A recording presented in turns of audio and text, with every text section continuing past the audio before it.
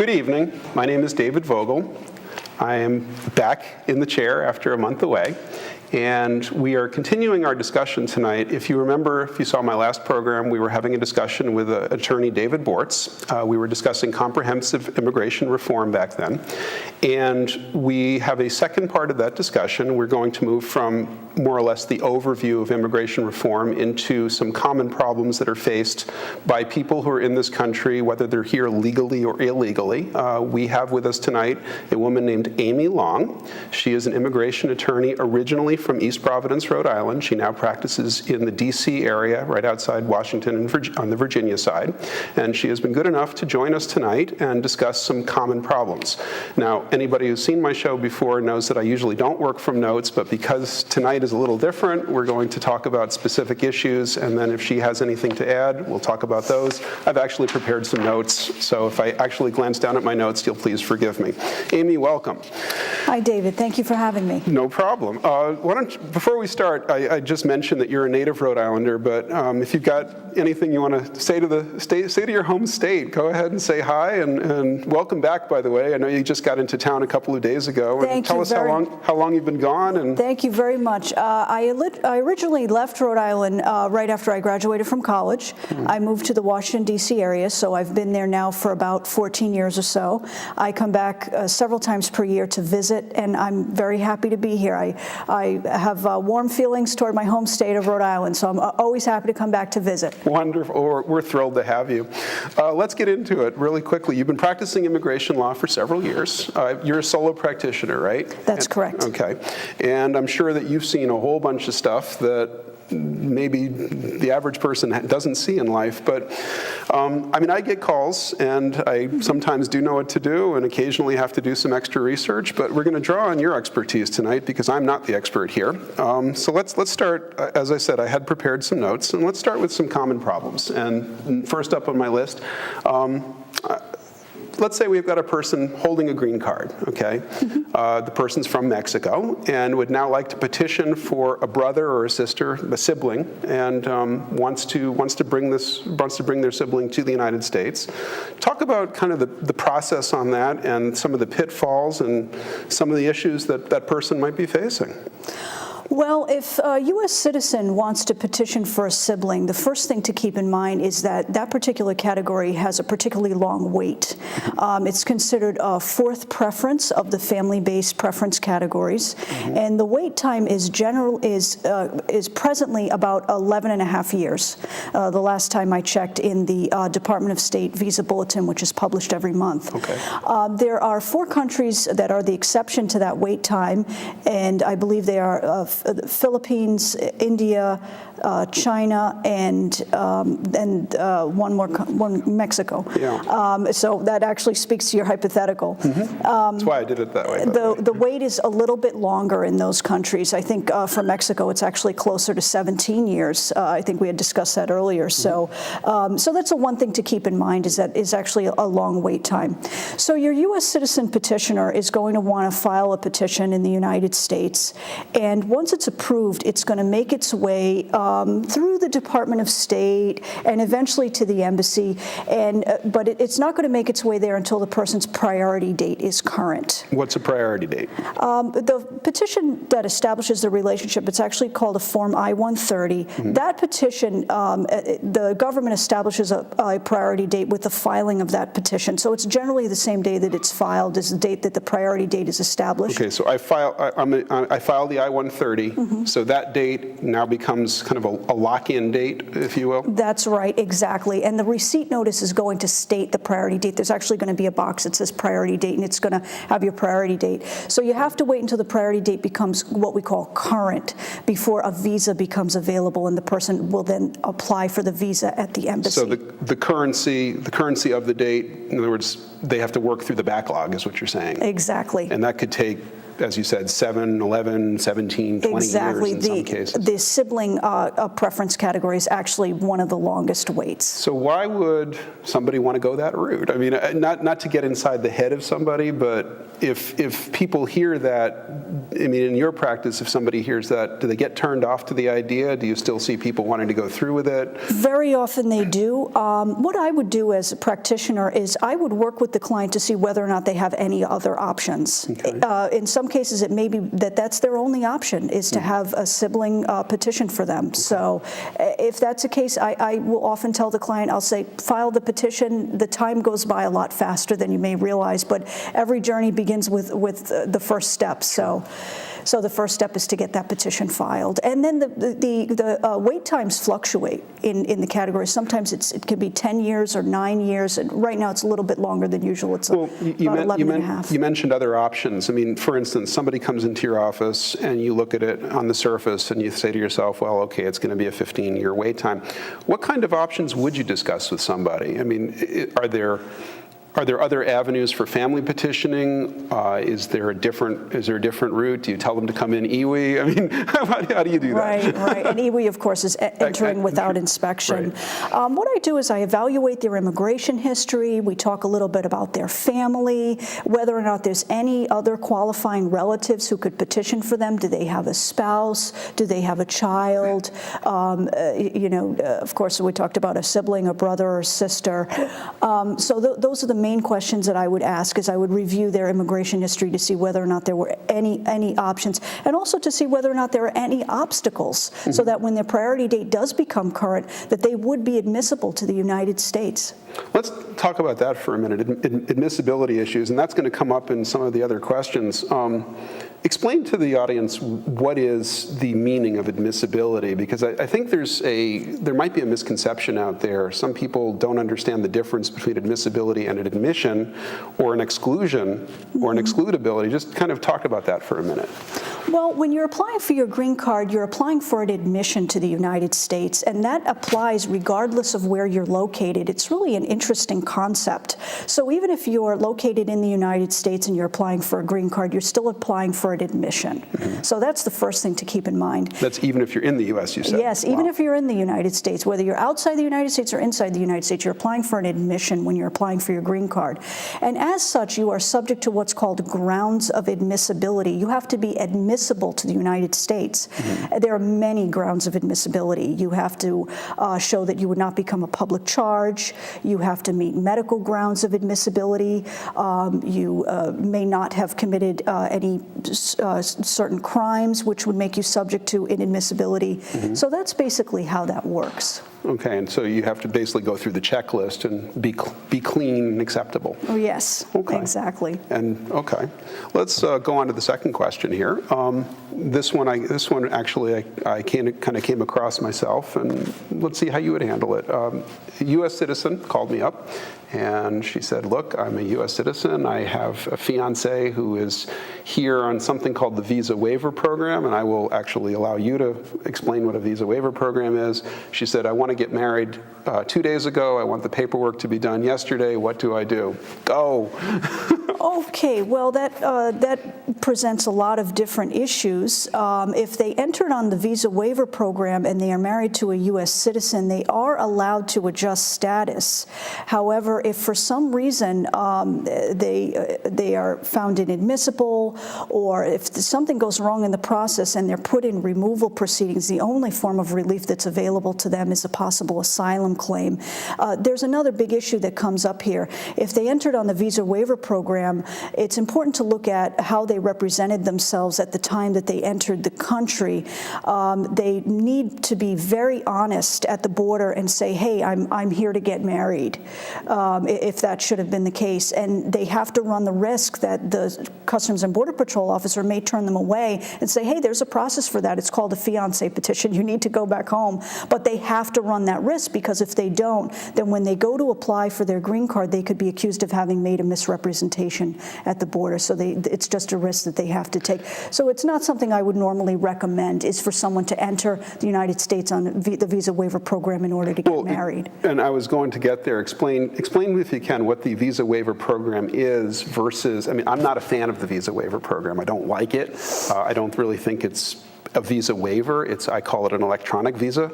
But explain the difference. How would your answer change if the person was here on, let's say, a regular normal B1, B2 visa that's good for several years, and the person has an I-94, let's say, where they were in this country for 3 or 4 months or something like that, and now they've got a much longer period of time. How does that change your answer, if at all?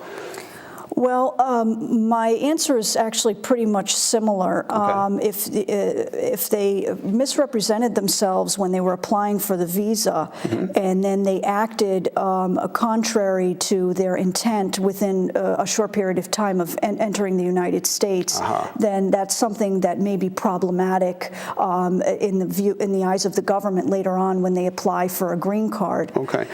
Okay, good. But does it change the answer at all with respect to removability? My understanding of visa waiver is that you have no grounds for contesting removal. That's right. Versus if you're on a B1, B2, you might have a chance. Is that correct? That's right. Okay. Yeah, the visa waiver program, you had asked earlier a little bit about that. The U.S. government has selected certain countries to participate in the visa waiver program. That is to say that you can enter the United States without a visa. There's still a process. There's a program called ESTA where you do some online registration to show that your intent to use the program. Okay. Now, one other question that it's kind of a sub-question to this. Talk a little bit about marriage fraud. I mean, one of the things I guess is pretty common for the USCIS to see is somebody enters the United States, let's say on a B1, B2, or some other sort of tourist visa, maybe even visa waiver. And they're here specifically to find a spouse, and they don't care how they do it. Talk about marriage fraud and how prevalent it is. Do you see it in your practice? Marriage fraud, David, actually is a huge issue. Okay. The government is constantly on the lookout for fraud. And anyone who enters the United States with the intent to overstay their visa, to marry a U.S. citizen, and to perpetuate a fraud is going to get caught and needs to be discouraged from doing that. In the words of the government, they have entered into the relationship for the purpose of evading the immigration laws.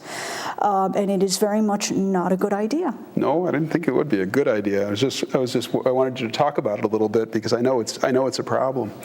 All right. My parents came to this country illegally when I was a baby. I was brought here. I'm now 20 years old. Okay. I'd like to get a job. I did my high schooling, maybe did a junior college or something. I want to get a job. I want to take my place in society. No criminal record. Okay. I've never had documentation. What can I do? That's a very unfortunate situation that person is in because they've entered without inspection. And there is some legislation that was introduced a while ago called the DREAM Act. There are state DREAM Acts, there's a federal DREAM Act that was contemplated, but it never came to pass. And it would have helped someone like this, someone who entered the United States without inspection, when they were too young to have had a say in the matter, and would have given them a process or a path through which they could have eventually obtained a green card. Now, keep in mind that these are young people who all they know is the United States. They don't remember their home country. So advocates of the DREAM Act would say that these are people who certainly should have the opportunity to have a path carved out for them. People who have done well in school, people who have maybe performed military service, and who become a conditional permanent resident. There are different forms of the DREAM Act that have been introduced. There's no final bill yet. Unfortunately, we haven't gotten that far yet. But so in your hypothetical, this is someone who would not have many options open to them. Now, if you don't mind my digressing for a minute. Not at all. Digress away. About entering without inspection. Digress away. If you've entered without inspection, your options for getting your status corrected are limited. That's one of the more difficult positions for someone to be in, is someone who has entered without inspection. Generally speaking, if you have someone who's able to petition for you, a qualifying relative who's able to petition for you, but you've entered without inspection. Explain a qualifying relative real quick. Okay. Well, under the immigration laws, if you have someone who's able to petition for you, then you can file then that person would file a petition on your behalf for your green card. But it's only certain relationships that are recognized, such as a parent, a spouse, a sibling, or a child. And as I understand it, there are limitations even within those categories. That's right. That's right. So it wouldn't be a cousin, an aunt, or an uncle, a niece, niece or a nephew. Those are not qualifying relatives. And there are some age restrictions, too. There are some age restrictions. One of my favorite pet peeves, and maybe you can talk about this, I don't like the term anchor baby. A lot of people talk about anchor babies, and I say, but you have to wait 21 years for that person to be an anchor baby. Right. It actually gets very complicated. Some people would say that why should we give status to someone who's entered without inspection? Why should we give them this benefit? And then they're going to be able to petition for their relatives. Well, it's actually much more complicated than that. If they entered without inspection, they're going to have to go back to their home country. If they've accrued what we call unlawful presence, they're going to need a waiver. They're not even eligible for the waiver unless they have a qualifying relative. Now, this is a qualifying relative in a different sense. Okay. This is a qualifying relative for waiver purposes. So you have to make a showing of extreme hardship, that qualifying relative would experience extreme hardship if the beneficiary or the applicant were not allowed back into the United States. Okay. And that's a pretty high standard, I guess. It's a lot of work from the practitioner's point of view, and there's a certain amount of risk that's involved. And you were actually explaining to me before we came on the air that there's a proposal by the government to actually modify the waiver program. That's right, yep. Can you talk about that a little bit? Sure, it's called a provisional waiver. Mm-hmm. It has not been implemented yet, and it's very important that your viewers understand that this is not the current law. Okay. But this is a proposed law that applicants who need a waiver for unlawful presence would be able to apply for that waiver after they have an approved petition, an approved I-130. Mm-hmm. They would be able to apply for that waiver while they're in the United States. If it's approved, then they leave the United States, come back in through the embassy in their home country, mm-hmm. but this time they have an approved waiver, so they're in a better position of strength as opposed to the way the law is currently, and that is that they're outside the United States and they apply for a waiver and they don't even know whether or not the waiver's been approved. Okay, so it gives you a little bit of leeway, I guess, or a little bit more time in this country to kind of straighten things out. Mm-hmm. The other side of that coin, though, is, and we discussed this, you've now disclosed to the government, hey, I'm not here legally. That's exactly right, and so David. What would the government do in the 601A case where, okay, you've now applied for the 601A in good faith, mm-hmm. and somehow you got denied? They're just going to put you into deportation? I mean, so what's the incentive to actually go through this? Well, a lot of this involves a certain amount of risk. Mm-hmm. So the applicant needs to be fully informed of the risks. Mm-hmm. There's no guarantee that they're going to be permitted back into the United States. The consular officer has to grant the visa. It's a discretionary decision. And, even though they have the approved waiver, there's no guarantee that the person's going to be admitted back in. So the applicant has to leave the United States willing to take that risk. Now, the intent of the government in introducing the provisional waiver is to keep families together, is family reunification, particularly for a category that's called immediate relatives. Mm-hmm. There are 4 preference categories, and the first one is immediate relatives, and there's no wait time other than the time to process the petition. And those are categories that the government considers close relationships in its effort to promote family reunification. And that's one of the government's motivations in introducing the provisional waiver. Good. Okay, let's move on. We actually only have not too many minutes left. Somewhat variation on the last question. Let's say it's the same facts. My parents came to this country, came illegally. I've been here illegally, accrued unlawful presence.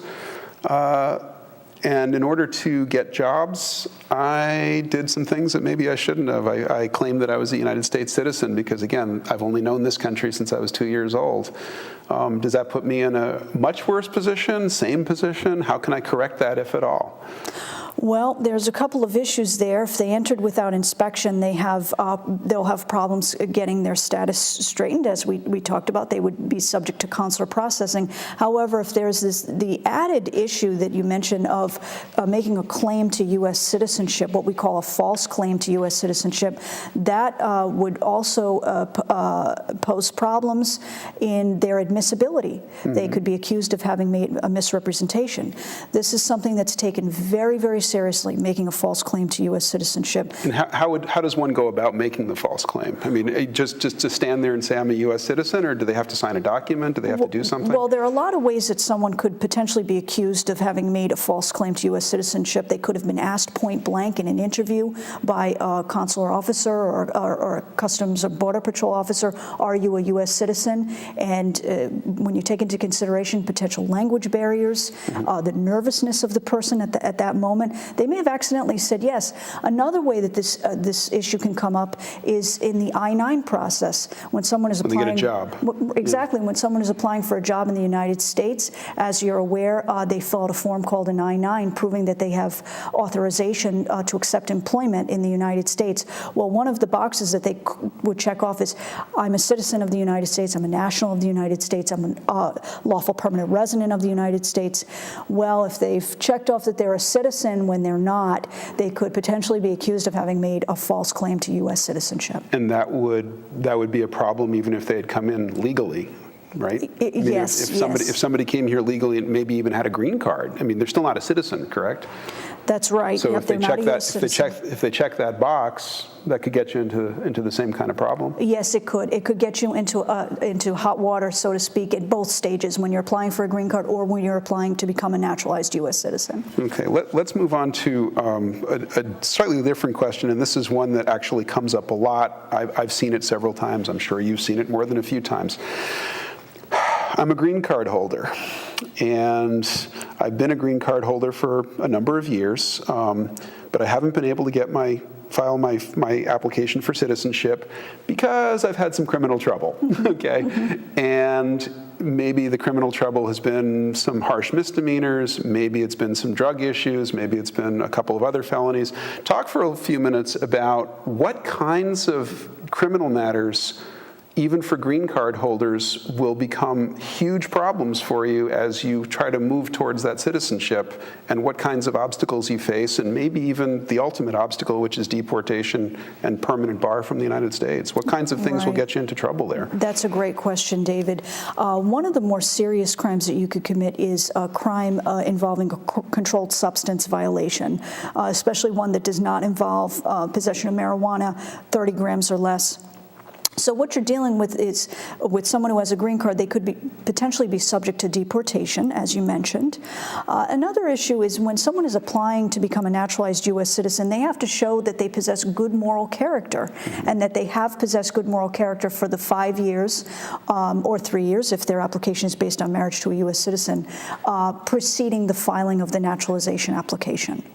So that if they get into trouble, it kind of pushes that timeline out, I guess. That's right. A practitioner may analyze the case and say, hey, maybe you need to wait a little bit more time before we go ahead with filing the naturalization application, or let's counterbalance these mistakes that you've made with evidence of good acts and good moral character. Now, where do you draw the line? I mean, when somebody comes to you, what kinds of offenses do you look at and say, you throw your hands up and you say, I can't help you. I just can't help you now. Well, certainly if someone has a conviction which is going to subject them to deportation, then we would not move forward. What would that be? I mean, I know there's crime of moral turpitude, and then there's the drug offenses, but aggravated felonies. Talk about what kinds of things that maybe in the public's mind you wouldn't actually think is going to be something that's going to get you tossed. And you actually raised a great point. You told me about a case that you had in Virginia, and you ended up being a victim of bad state law. Talk about that for a minute. It was a real surprise to me. Right. There is a ground of deportation that says if you've committed a crime of moral turpitude within 5 years of a lawful admission for which the potential sentence for that crime under state law was 1 year in prison or more, then you were subject to deportation. So you have to look at the state statute for that particular crime. Well, in Virginia, a petty larceny is considered a Class 1 misdemeanor for which the potential sentence under state statute happens to be 1 year. So unfortunately, that has happened. I've had clients that's happened to. You and I talked about that, where if you have committed a fairly small crime, a petty larceny. It's somewhat of a small, a small offense.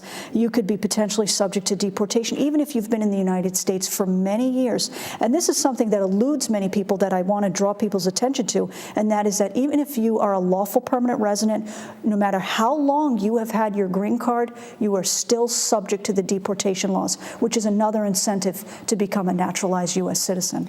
And yet, a lot of people end up staying here for a long time and just don't. I've never understood it. Okay. We're just about out of time, and I'll give you the last few minutes. There were a couple of things that you wanted to talk to the general public about, and I'll let you kind of talk about your own, some of your experiences, and maybe some advice you might have for people out there. So I'll let you have these last couple of minutes. I'm not going to talk. Okay, great. Thanks, or if you want me David. to talk, I can. But you see, you've got a pretty good handle on things. So go ahead, talk to the public. Jump in if you need to. You're a Rhode Islander. Come on, you know the people here. Well, one piece of advice that I'd like to impart on the public is that if you have encountered an arrest and you are facing a potential conviction, you need to seek the advice of a criminal defense attorney, but not just any criminal defense attorney. You really need to seek out someone who either practices both immigration law and criminal defense, or a criminal defense attorney who has a close collaboration with an immigration lawyer. This is very important. There are many criminal defense attorneys out there who do not know immigration law, and they proceed with a guilty plea, or they do not know how to protect their client from the immigration consequences of the conviction. So that is one thing that I really want to point out to people. A great case for some generalism there, I suppose. I mean, I saw that too. I told you, I think I had a call from Connecticut where the person had been a green card holder for about 10 years and got himself into some trouble. He was dealing in drugs, and I don't know what's going to happen to him, actually, because I didn't get hired there. Well, we are almost out of time, and I want to thank you very, very much for coming in. This has been a delight, actually. It was my pleasure. Thank you for having me. Thank you.